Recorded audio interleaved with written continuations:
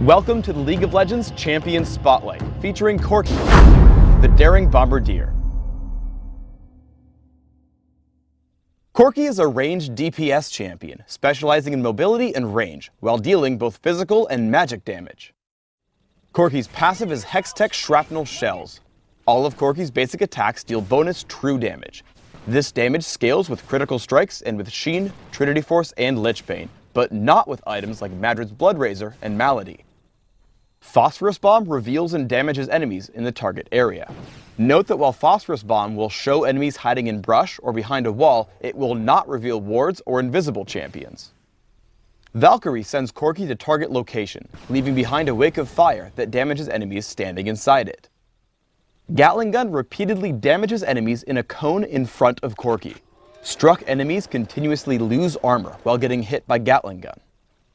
Missile Barrage sends out a skill shot nuke that explodes on the first enemy it hits, damaging all nearby enemies. Every fourth missile sent out is a big one that deals more damage in a larger area. While Missile Barrage is on a very short cooldown, it is also limited by an ammo system. Ammo for this ability recharges slower than the basic cooldown.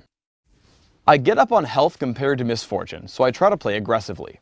Once Karma blows the cooldown on Soul Shield, I poke with Phosphorus Bomb and basic attacks.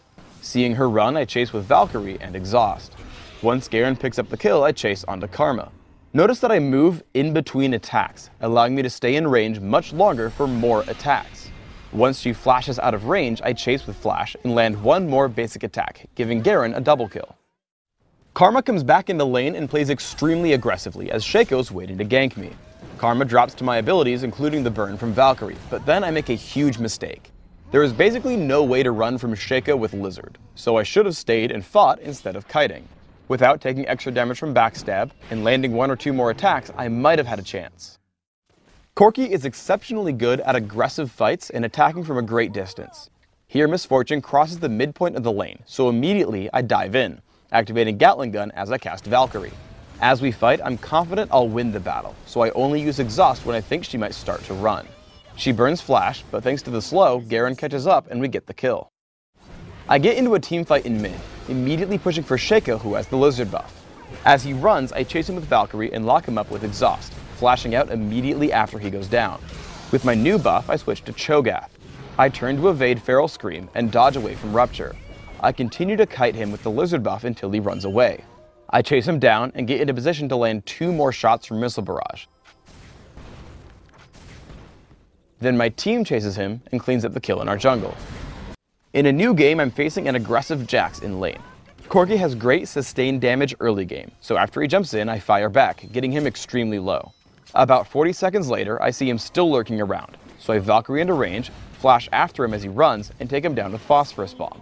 As Katarina chases me, I exhaust her and run until she finally turns around. My team's Katarina comes in from mid, so I go to set up the gank.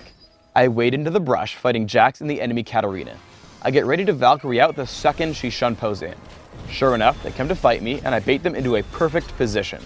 As they run, I start to chase with Missile Barrage and Flash. Then Sona flashes and pops Crescendo, giving us 2 kills.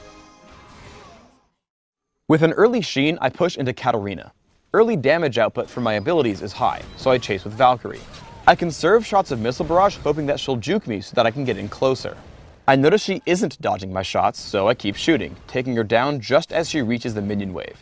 She probably could have dodged that last shot by ducking into the minions, but if she had juked around earlier, I'd have just gotten into range for more attacks and easier shots.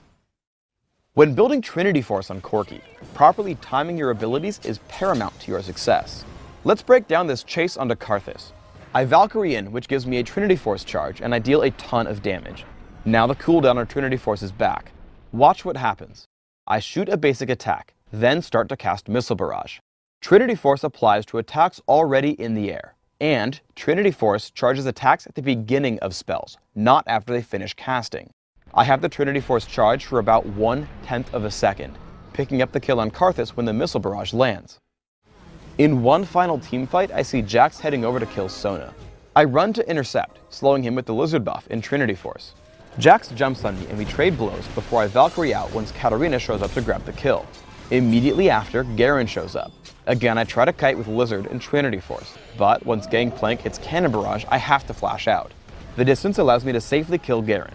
As Gangplank greedily shows up, I again try to keep Sona alive by doing the only thing I know how to, dealing tons of damage. For runes, I take armor penetration marks, flat armor seals, flat magic resist glyphs, and flat damage quintessences. This setup gives me a lot of damage output, while compensating for Corki's general frailness early on. My masteries are 2109, making sure I take magic penetration in offense, and 1 point in neutral buff duration and utility. I take exhaust and flash, mastering the former in the offense tree. I max Gatling Gun by level 9, taking 1 point in Valkyrie at level 2 and maxing it last.